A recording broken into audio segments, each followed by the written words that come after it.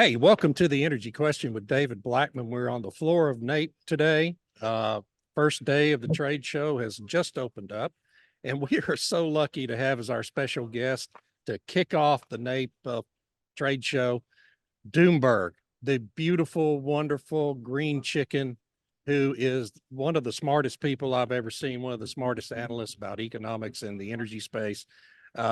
Going today. He has a fantastic Substack that everyone needs to read and subscribe to. Doomberg, how are you today?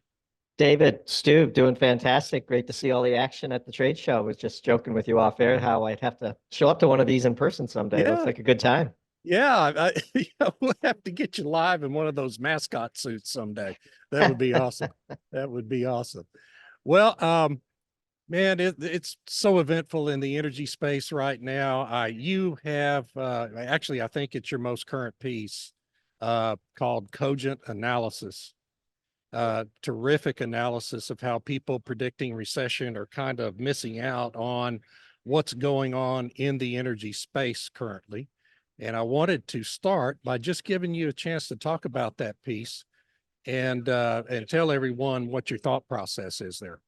Yeah, this is one of several pieces we've written on the topic in recent months. Look, as analysts, sometimes you get things wrong. And when you get things wrong, there's two ways to approach that. One is you attack people for telling you you're wrong. And the other is you try to figure out what it is that you got wrong, learn from it, and get better. And I'd say about 18 months ago, we were firmly in the recession is coming camp, and U.S. oil and gas production looks to be turning over camp. Both of those turned out to be wrong, and we put 1 and 2 together and came up with 3. The fact that we're swimming in cheap hydrocarbons probably is a good reason why we're not in a recession. And the first piece we wrote on this topic, well, we came to this conclusion after researching the natural gas market for our November Doom Zoom, where we saw the coming glut of liquefied natural gas around the world. And that caused us to ponder whether energy had flipped from sort of net short to net long, which I think everybody would agree it probably has.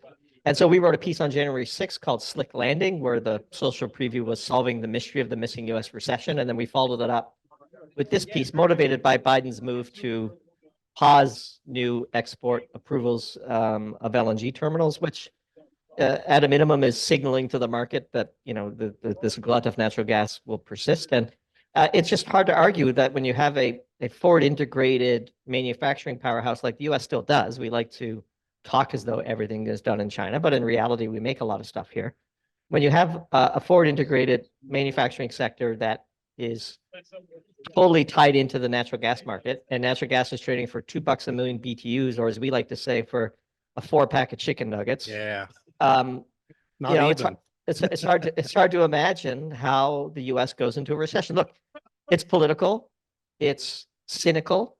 Long term, it's a very bad decision, but both things can be true. The ban on LNG and the continuing glut of trapped gas in the U.S. is bullish for the economy. It's probably bullish for Biden's political prospects. And at the same time, in the long term, it's a disastrous decision. And as analysts, I think we can't be tied to any desired outcome. You have to see the pieces on the board and play the next move. Yeah, I was talking with Steve Reese, who's an LNG consultant, about that decision here a few minutes ago. And, one of the things I'm concerned about, and I wonder if it's reasonable, is it seems to me because the Biden administration has done so many actions like this, which are just kind of politically motivated decisions in the energy space that aren't really consistent with U.S. policy of the past, it could be damaging our reputation as a country, as a reliable trading partner, and damaging the ability of companies to make major investments with confidence that they know there's going to be some consistency of application in the U.S. legal structure. And I wonder what you think about that. I certainly agree, but I think even more important in the short term is the consequence on investment. I mean, the one thing that investors need is regulatory certainty, and it almost really doesn't matter what the rules are, just don't change them, especially don't change them mid-course, right? And it becomes harder to finance these projects. And your comment about losing our reputation abroad, I think the venture global situation doesn't help in that regard, and hopefully that gets resolved pretty soon. But from the political perspective, I think we could see natural gas roll over because at $2 a million BTU, it's hard to justify, new investment in the sector. And if we do, just as the entire downstream industry got addicted to this stuff, then the whiplash could be pretty substantial. And so it's not a good decision. It comes at a bad time for the industry. It comes at an opportune time for Biden. Somebody on his team knows commodities. I think the move to empty the SPR worked out well for him politically, and this probably will work out for him. Somebody on their team knows. Somebody does, yeah. I would say, back when Biden was a little more, choose my words carefully. When Biden was had a little bit more spring in his step. Let's put it that way. Yeah. We used to jokingly refer to him as Joe Biden, DuPont. I mean, he comes from a state that is heavily dependent on commodities and chemicals, and he knew that industry quite well. I personally interacted with his staff on several occasions, and this was a politician who understood the critical role the price of gasoline at the pump played in his reelection campaigns, and whether you thought he was authentic or not. Find me a politician who is, frankly, on either side of the aisle. But he did know commodities, and I think he has played this particular situation well if your narrow consideration is short-term and political expediency. Right. So from that standpoint, I think it is smart politics. I don't think there's any doubt about that.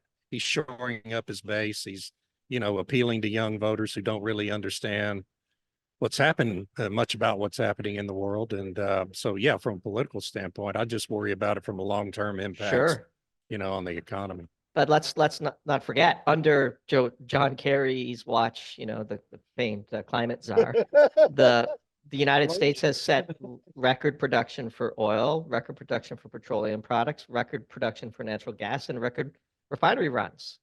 And so the far left aspect of his base was agitating for this pause, the Bill McCribbin crowd and so on, and TikTok influencers and all that. But we also wrote about this when the news first broke. Look, there's a lot of people downstream of natural gas that were agitating for this move too. The chemical industry, power producers, all these people that are now going to get dirt cheap natural gas thrown out. So back to what we were doing. Sorry about the interruption, folks. In my zeal to introduce the episode, I forgot to mention Stu Turley, the head of the Sandstone Group, is with us, and he also has his Energy Newsbeat podcast, which is going crazy. But Stu had a question for Doomberg while we were disconnected. Your Substack is, I think, the #1 in the world, and I love being a subscriber. Your thought is out there, but with the LNG market changing so much, and the EIA has come out and said the only reason that we are reducing our CO2 emissions, the main primary reason is a reduction in coal, and then the increasing of natural gas plants. How do you see the regulatory issues through legislation through regulation against the entire energy space, as they're having to go through carbon tax, declaring all the stuff, because that cost is going to get thrown back to the consumers? Isn't that crazy about the legislation through regulatory actions? Sure. Just one minor correction. We're #1 in finance in the world. I don't know where we are on the entire Substack platform, because they don't release that leaderboard. But if they did, we would get competitive pretty quickly. No. So to your question, Stu, I don't think we're going to reduce our carbon emissions at all. I think we have a little rule we call Doomberg's postulate, which says every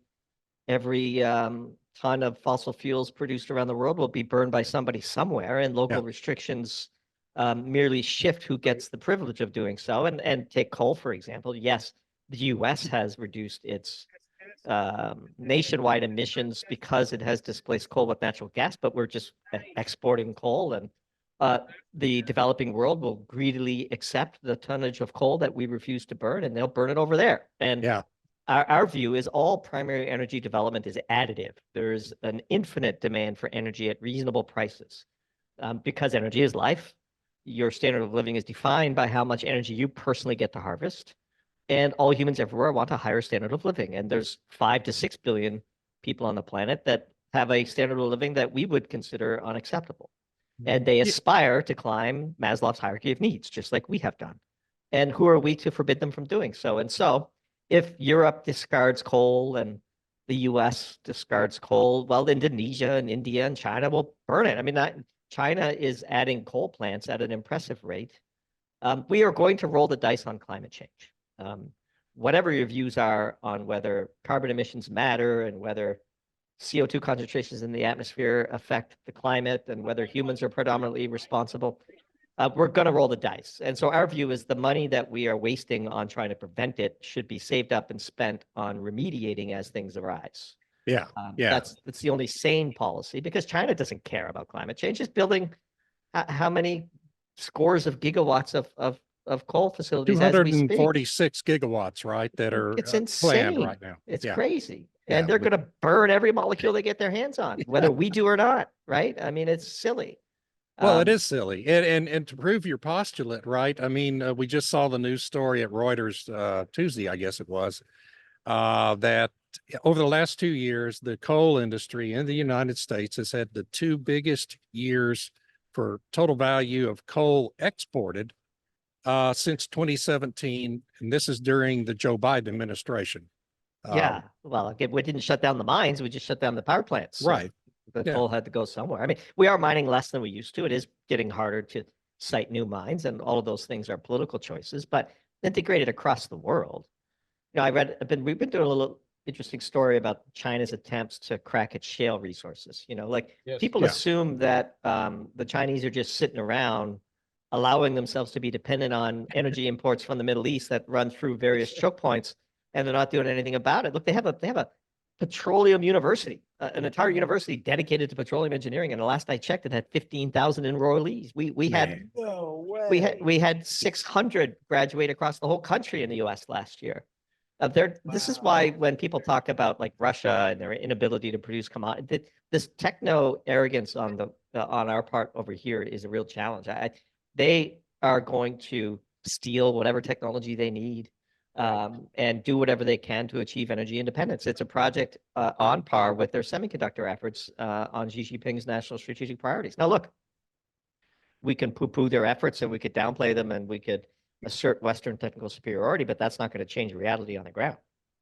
No, it's not. And nothing's going to change here in terms of policy when you replace John Kerry with John Podesta.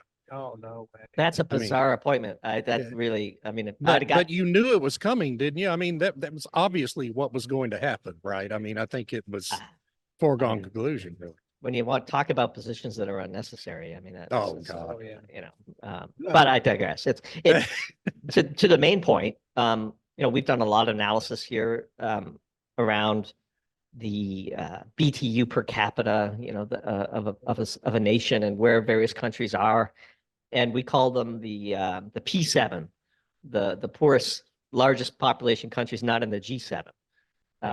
And there's like 4.5-5 billion people that are living on a weighted average basis on a 1/8 of what we do in the U.S. Like, and they are 10 times our population, and let's say 1/8 the energy use.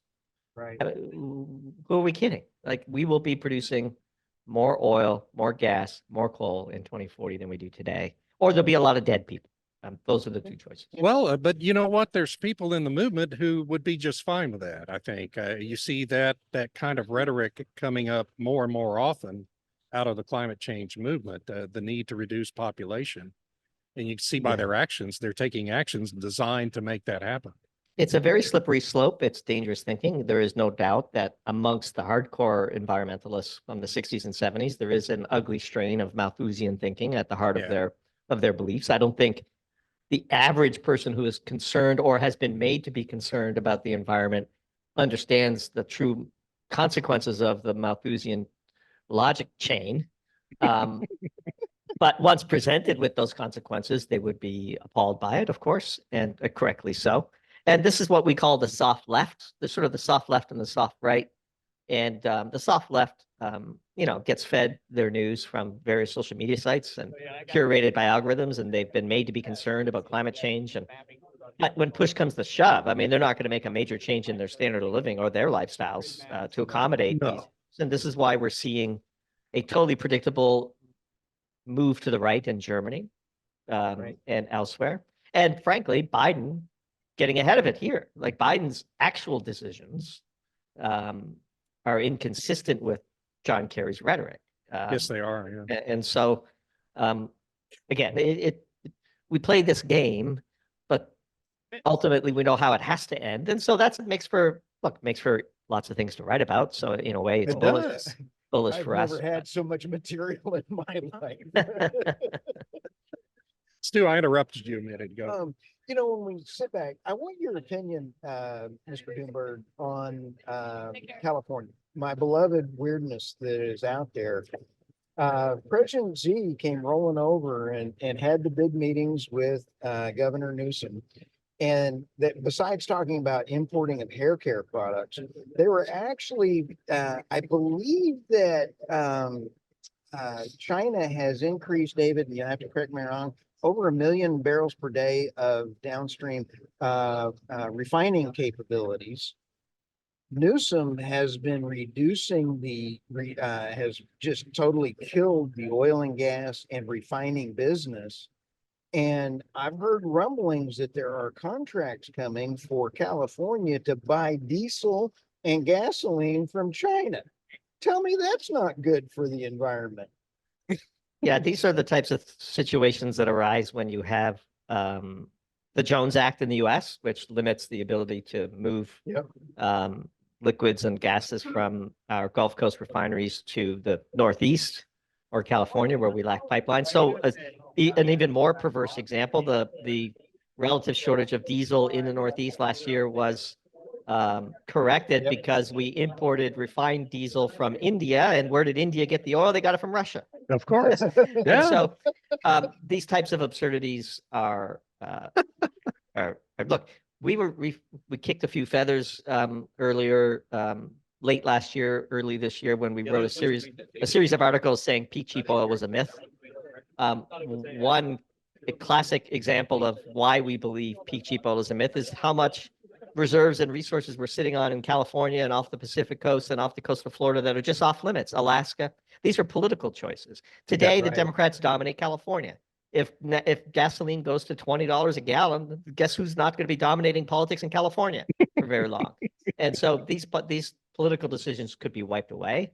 Look, we're all for global trade.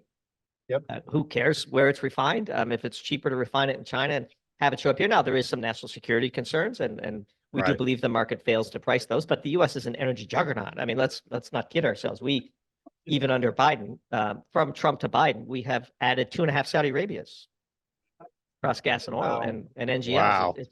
It's insane. We produce, if you go for the wider definition of oil, which includes condensates and NGLs, and in our view, any hydrocarbon that finds its way into the refinery network, we're producing 20 million barrels a day. Yeah. More than any country has ever produced ever, 20% of global supply. We're producing something like between 25 and 30% of all the natural gas in the world. As we wrote in this most recent piece, U.S. natural gas is 6% of all global energy. Bigger than I did not know it was that much. bigger than every country's consumption on Earth except for China and India. And I believe in 23 we probably passed India. Natural gas alone in the U.S. is just an enormous energy machine. I'm pulling up the numbers because with various units in exajoules, 35 exajoules of natural gas production in the U.S.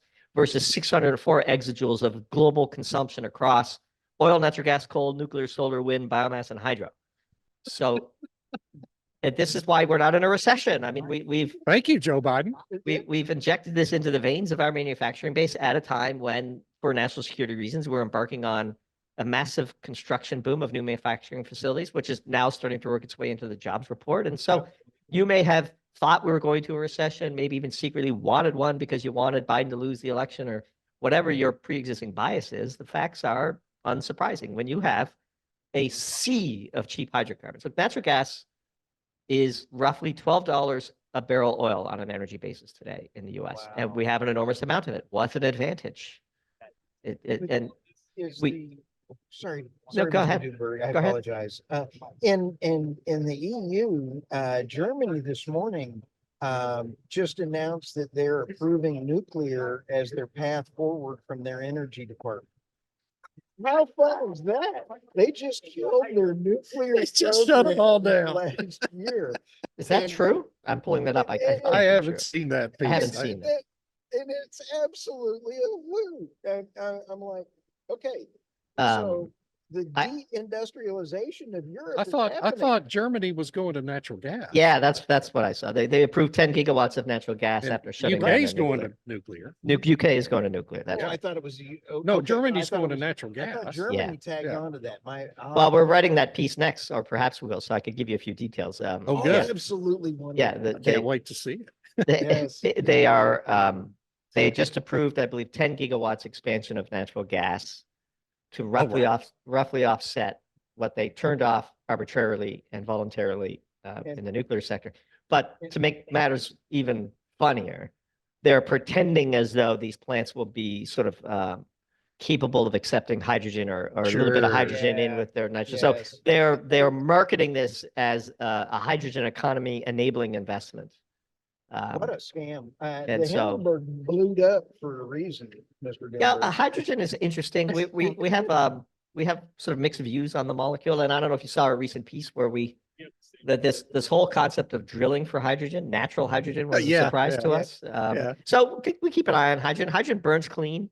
It's Yep. got a lot of energy on a gravimetric basis. It's very energy dense, and we do produce a ton of it today. We know how to handle it. You know, it's the precursor for fertilizer, and it's used Right. pretty extensively in the refinery network. And so hydrogen is interesting. The natural arc of humanity is to go from wood to coal to oil to natural gas, which you could, if you Right. chemically, you could see that the ratio of hydrogen to carbon is increasing as you go from left to right in that Right. arc. And the natural endpoint is, if natural hydrogen is real, which it might very well be, just using hydrogen Yeah. directly and circumventing the carbon emissions altogether. Now, as we said in the piece, of course, you could tell that it might be real because environmentalists are already lining up to oppose it.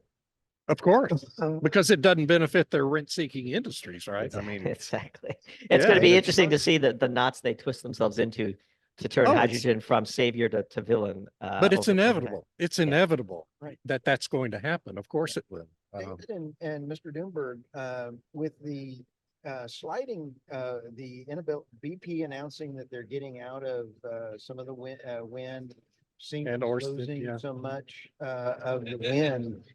I believe that they're now moving to carbon tax as that group in order to replace their money grab, if you want to call it. You have to almost assume it's a wealth transfer or whatever it is on the high increase in the costs of energy. And I don't know why that seems to be that way, but it seems like they're pushing more carbon tax and carbon things, and it's going to affect the consumers even more. Is that a fair statement? Yeah, probably unlikely to happen in the US. I think we see it in countries like Okay. Canada and Europe, Yeah. where the population is a little more pliable. in How's that it working regard. out in Canada, by the way? How's out that of working Canada. out for them? It's just Canada, which we could do a whole podcast on our Oh, I favorite know. We Prime need to Minister do that. Justin Trudeau, who's Holy pot- smokes, Batman. a popular punching bag for us on Doomberg. We wrote a piece in September of last year called Windbaggery, where we predicted the imminent demise of the wind industry, and I think that piece has aged well. Let's Yes, it put that has. way. No doubt about it. So I wrote a piece, I guess it was in the Daily Caller, right? Mhm. Read it You know, yesterday. just kind of talking about how the wind industry is really struggling now. I mean, to me, it's really kind of teetering on the verge right now. And the EV industry is having all these problems. It's still growing, and people need to understand demand for EVs is still rising. It's just that it's kind of flattening out. And there isn't a single aspect of this energy transition that's envisioned in the Green New Deal and the Biden policies that's really working out right now for them, is there? I enjoyed that piece in the Daily Caller yesterday. I also enjoyed Thanks. your piece this morning on the crazy politician in Oh Canada my who God. is Yeah, we can talk about him too. if you- making it illegal to Wasn't that criticize. fun? Yeah, we're all going to be in jail from this podcast if that guy gets his way. Not him. you know, I'm it- sorry. I'd like to see your passport, Mr. Doomberg. Yeah. Which one? How do you arrest a cartoon? That's what I Yeah. want to know. Back to wind though, I think there's a real scandal there, which we've made reference to in that piece. This whole IRS retooling of existing wind turbines long before their life was expected to come to its natural Wow. end, merely to get more Yeah. money out of the government. And so now we have these giant turbine blades accumulating in landfills all over the country, a total waste of money. You could it's really a scandal. Like it's a grift. Horrible. Now the offshore industry, I think, is dead, dead and buried. Like that's just Good. not going to happen. Now That's the best news I've Oh, heard all day. absolutely. onshore is perhaps a different story, but I still think that these turbines are stationary future liability risks for these companies, and it's So- it's Yeah. So decommissioning these offshore projects whenever that's actually done is actually going to, somebody told me it's actually going to cost more than building them, right? I mean, who knows? If you actually do it right. It'll be all covered up, so it doesn't Yeah. matter.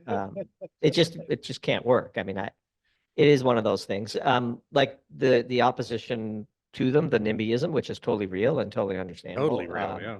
Our friend Robert Bryce has that amazing Boy, he's done such great work. done yeah. great with that amazing canceled projects list of wind and solar local Yeah. opposition, and his documentary that you referenced in your piece this So morning. fantastic. Everyone needs to watch it. Yeah, it's called Juice, Yeah. Power, Politics, and the Grid. If people listening want to go see it, we're always happy to promote the good work of our friends too, like Robert. me too.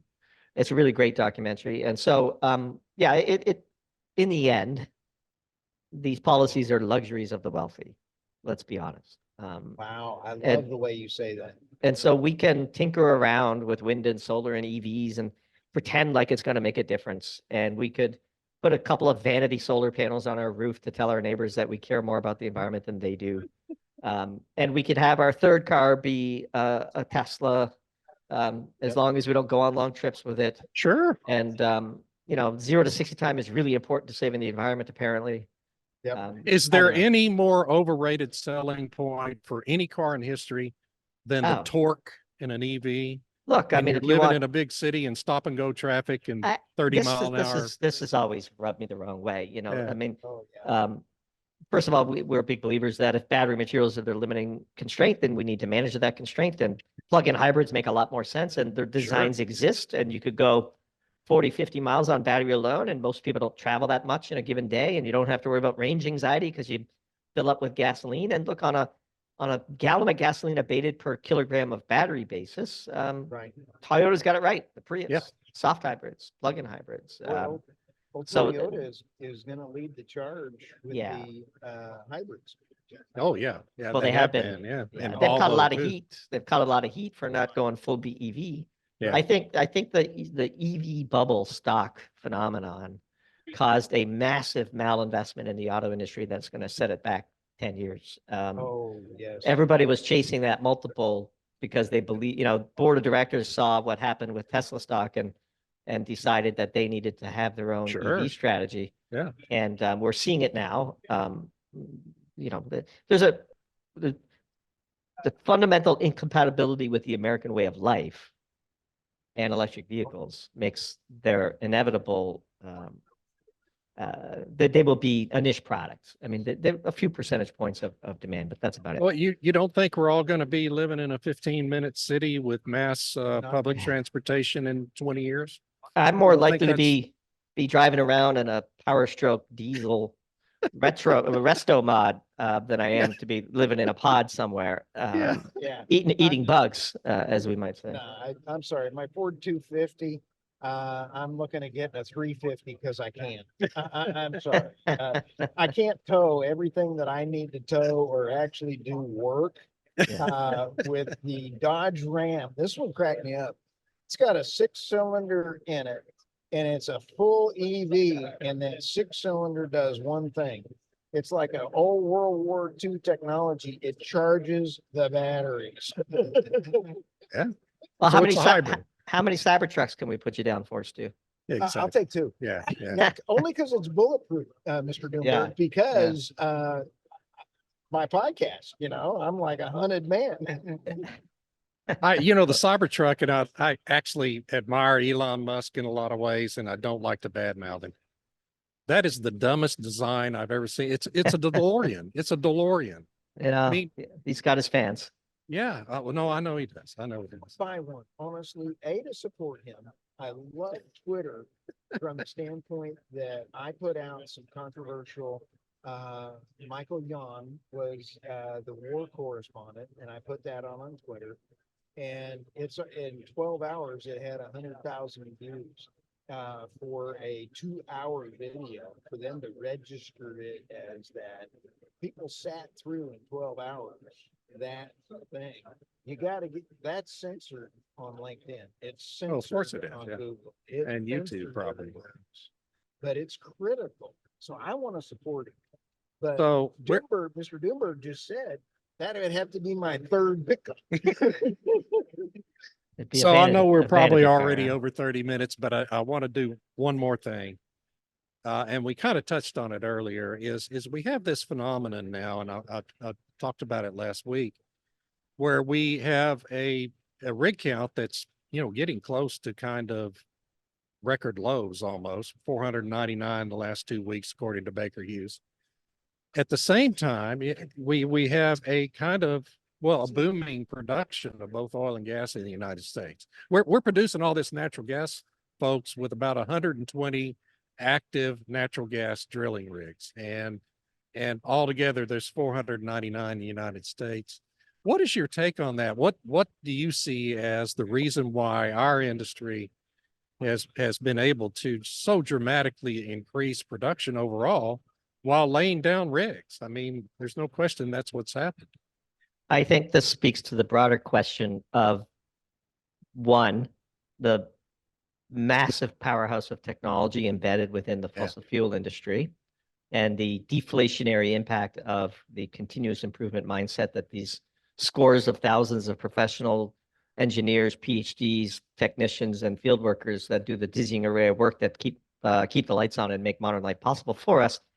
There's a massive amount of technology embedded in the industry. Continuous improvement. It's as price takers, the only real knob they have to turn is cost, and that knob gets turned a lot. Secondly, we have radically underestimated that, and in fact, part of our arguments around the whole cheap oil stuff is that it's difficult to look at backwards-looking data without properly correcting for the exponential growth in technology.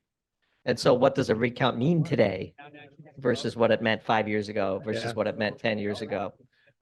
It makes using old indicators to project the future very challenging, because the underlying change, the dynamic nature of the industry, it truly is. I mean, of course, I'm biased. I spent 20 years in and around the sector, and I have many friends who work there.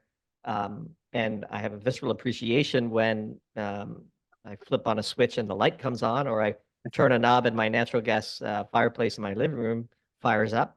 And so I appreciate those people. I don't begrudge them. In fact, I think our lack of respect for the industry is one of the great catastrophic errors of our society. And so I like to remind people at every opportunity that if you think Apple and Google and Facebook are the technology companies, you're missing out on a whole bunch of fascinating science and technology. You're talking it's about all over this show floor. It's absolutely. You guys know better than anybody. You're living in it. And I think these people are heroes, not villains. I always have. One last question, real quick. Mr. Doomberg, when we take a look at the dark fleet, you have the 500 to 600 tankers that Venezuela, Iran, Iraq, they all use it in order to bypass the sanctions. And Iran went from 400,000 barrels a day to 3.1 or 3.2 I think something like that. Something like that. and it got by going around the insurance companies in the UK. They've self-insured these tankers. You get tetanus from even looking at them. I mean, if they have a wreck or something, they're going to just be horrible. But the second order effect of that fleet is the pricing matrices on oil. It's never a supply and demand is what it seems like with me, with OPEC, OPEC plus, because a lot of that oil is coming outside the OPEC pricing structures. The bifurcated market. that we And, got and now, so yeah. is OPEC now lost all this traction in your opinion? And how's I- the oil pricing even figured out? Well, I mean, it's ultimately supply and demand in the physical markets that drives everything. And then you layer over that some paper trading and some sentiment and so on. But I would say the weakening of OPEC is predominantly because of the rise of the US more than anything else. I mean, Oh, Yeah. okay. Yeah. I think, NGL production alone would make it the second or third largest OPEC producer just with our natural gas liquids. And With that, yeah. and so, when you add 2.5 Saudi Arabias, you become stronger geopolitically and your economy does better. That's Right. pretty simple. That's the level of analysis that we prefer to just stay at, nice and simple.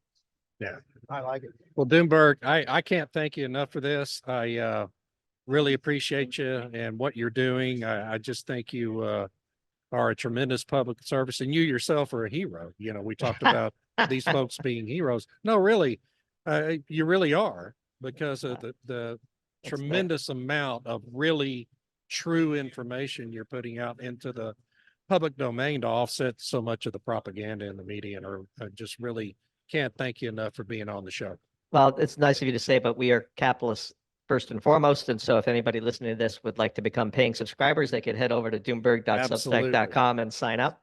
It's worth every penny, sir. We're more than happy to sing for our supper on podcasts like this, but we make our money by publishing our newsletter. And so if people are interested, please head on over. David's stew is fantastic. Enjoy the rest of the show. It looks like a great time. Thank you. Thank you so Thank you, much. sir. And Have a great see you day. next time, sir.